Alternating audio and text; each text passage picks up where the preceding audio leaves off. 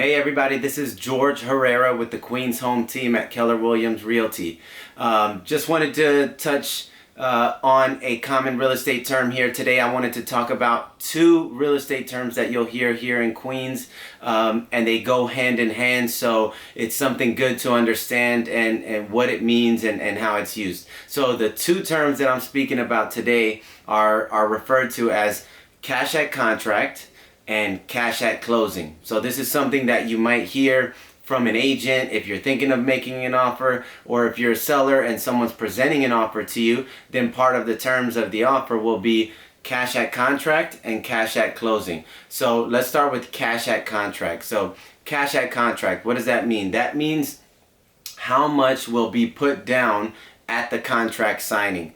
And so just to give you an idea, typically when you have an accepted offer, the next step after inspection and everything's good would be getting the attorneys involved. And so what happens, the seller's attorney draws up the contract, sends it to the buyer's attorney. They go back and forth, but once the contract is finalized, the buyer's attorney will call the buyers in to review and sign the contract. When the buyer signs the contract, then at that time, they'll cut a check. Okay, so it won't be actual cash being brought to the contract signing. It'll be, even though the term is cash at contract, it's actually in the form of a check. They'll cut a check that day. When they sign the contract, they cut a check for the initial escrow deposit. So cash at contract is another term for escrow deposit. So it's the amount that will be put down at contract signing. And then, as you can imagine, cash at closing will be the amount that will be brought to the closing table. Okay, so you cut a check for the initial escrow deposit. That cash at contract, that gets sent back to the seller's attorney, the check with the half-signed contract, and that initial escrow deposit gets deposited into the seller's attorney, the seller attorney's escrow account, and that's where it's held until closing. Okay, so let's just do an example so you understand how it works. So let's say a house is $500,000, and there's a buyer, there's a seller. The buyer's making an offer of $500,000 with 20% down payment. Okay, so the total down payment is 20%, or $100,000, right?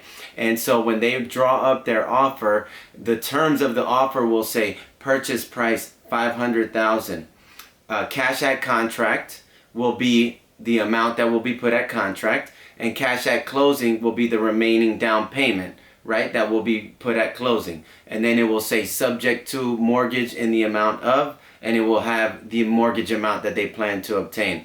Now, here in Queens, it's important to know what's our standard, what's our common practice, right? So common practice in Queens is the initial cash at contract is typically 10% of the purchase price. So whatever the offer price is, typically you would see cash at contract, and that would be 10% of the proposed purchase price. The only time that varies is if for some reason the buyers want to put less than 10% at contract, or if the buyer is just putting less than 10% total at contract. So if it's an FHA loan, or they're putting 5% down or up to 10%, then you might see cash at contract might be the entire down payment, right? Or less than 10%.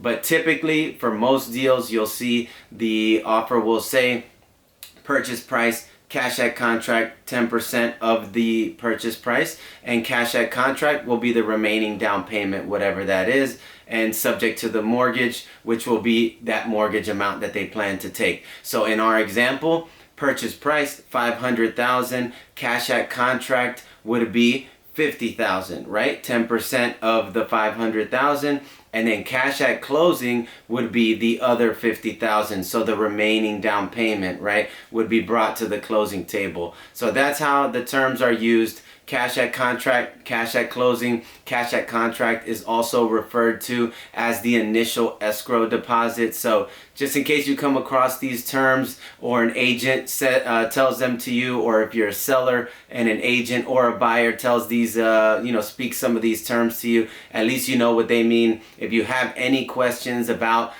cash at contract, cash at closing, what these terms mean, or how to prepare yourself for them, then feel free to reach out to us anytime. Even if you have any other questions, you can always reach out to us. We're always available to answer any questions that you might have. Our website, our contact link is right below in the description. It's easy to remember, queenshometeam.com/help, and we can always assist you with any questions or real estate advice that you might need. All right, hope that helps, and stay tuned. We'll have more Queens real estate terms in our next upcoming videos, so tune in and keep tuned to all the different real estate terms and questions that we'll be answering here. Okay, take care. Have a great day.